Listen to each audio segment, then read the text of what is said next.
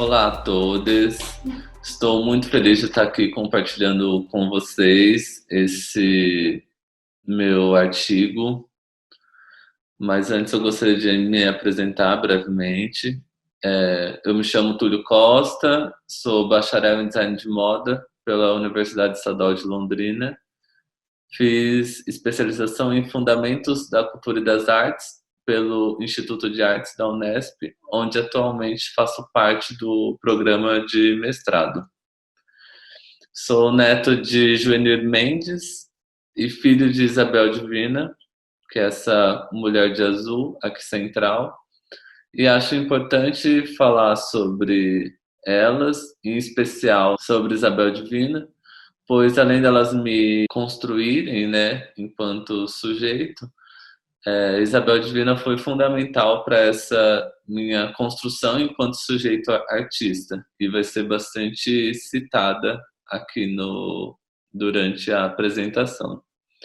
Então, o título do meu trabalho, de aspirante a estilista de sucesso a catadora de clipes, corpo, afeto e memória na invenção do artista trapeiro.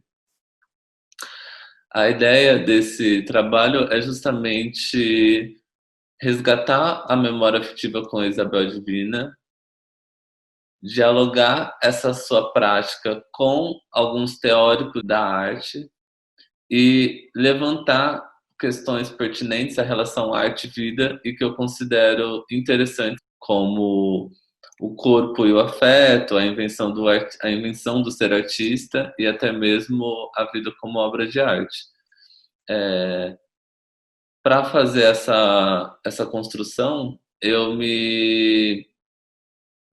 abro mão de dois trabalhos meus, uma escultura e um registro de caminhada para a gente dialogar em cima deles. Durante o trabalho também vou expor aqui algumas trocas de imagens que eu realizo com Isabel Divina, de clipes que a gente encontra na cidade. Então, logo na introdução, eu resgato um pouco os conceitos de Alan Capro de art, artista ou não arte, pra, porque justamente ele dá atenção nessas coisas que não são necessariamente, nesses agentes que não são necessariamente contemplados nas instituições artísticas, que estão mais atrelados ao cotidiano, à vida comum, por assim dizer. E pensar em como essa troca entre arte, vida e arte está sempre se atritando e provocando novas sensações. Então, como que se daria essa transição, né? Como se inventar a catadora de clipes sendo uma estilista? E como resposta imediata, o próprio corpo, ele surge como um meio de expressão, como um meio de existência, como um meio de afeto. E é justamente essa troca que ocorre entre o corpo e o meio que é possível pensar nesses novos modos de viver a vida. Nicolas Bourriot aborda isso apontando a figura dos dandies, personagens do século XIX, cujo modo de ver a vida pode inaugurar essa ideia de pensar a própria vida como obra de arte. Em paralelo a isso, um outro personagem urbano do mesmo que foi materializado no mesmo período histórico é o trapeiro, que Ricardo Luiz Silva aqui descreve como aquele que perambula e recolhe os traços abandonados da modernidade, que resgata o que é desnecessário, inútil, descartado, que se aproxima um pouco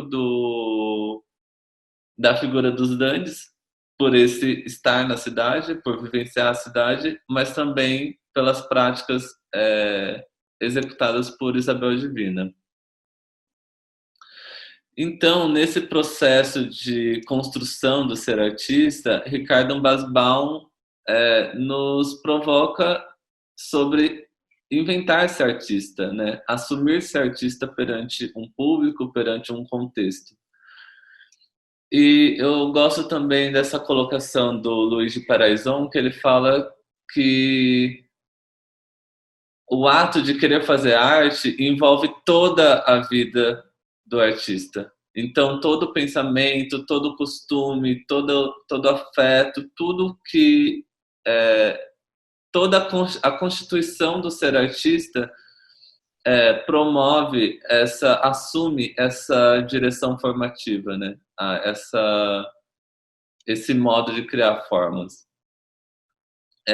Fazendo, então, justamente esse paralelo entre arte e vida que eu tenho colocado aqui.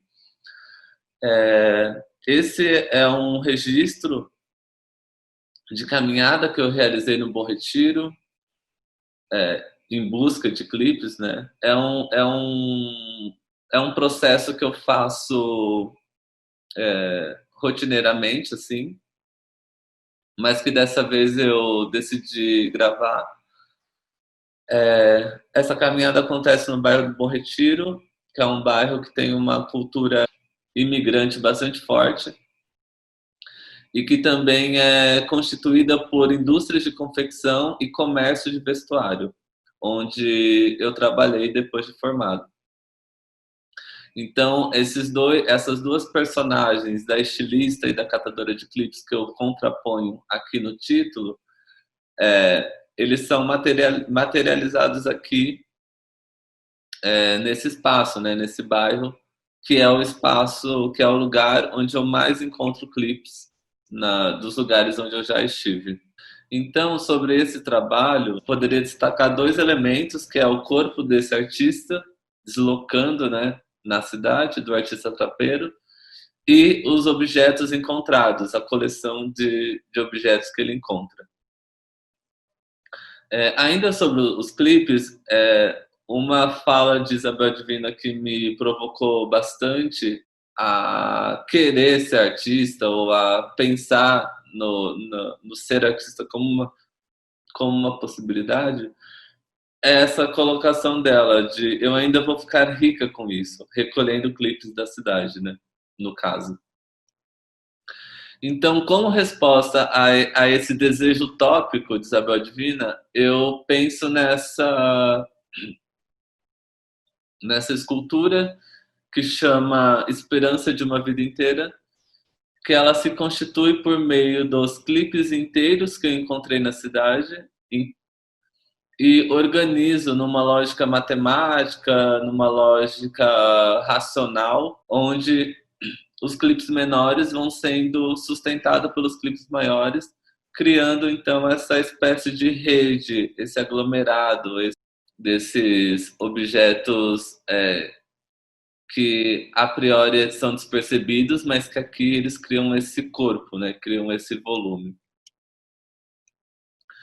Outro ponto interessante desse trabalho é a ideia do arquivar a própria vida, proposta por Philippe Antieres, onde ele aponta que os fragmentos, os elementos do nosso cotidiano que a gente acumula, organiza e classifica, é também um modo da gente entender melhor quem nós somos. E essa colocação fica bastante clara nessa citação do Ricardo sobre o trapeiro colecionador, onde ele coloca que o trapeiro se constitui desses pedaços, desses fragmentos, dessas memórias. O homem, ele é suas coisas e ele é seus pedaços. Ou seja, os dois elementos se constituem num só: a coleção, os objetos e o próprio sujeito, resgatando novamente aquela ideia de arte e vida já aqui apontada. Então, esse trabalho propõe esse convite à consciência do despercebido, porque é justamente através dessa percepção e consciência que é possível pensar num modo de transformar o mundo, talvez. Já indo para as considerações finais, a ideia, então, era trazer essa prática de Isabel Divina à luz dessa relação arte-vida cunhada por Alan Caprow, pensando também nesse olhar para o cotidiano, para essas coisas despercebidas colocadas por Perrec, onde, por meio disso, é possível pensar justamente nesses modos novos de produzir sentido, de produzir poéticas e também novos modos de viver.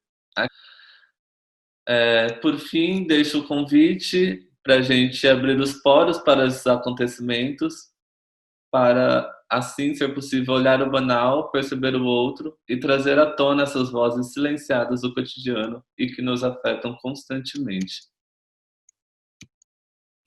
Algumas referências que eu usei no meu artigo. Muito obrigado.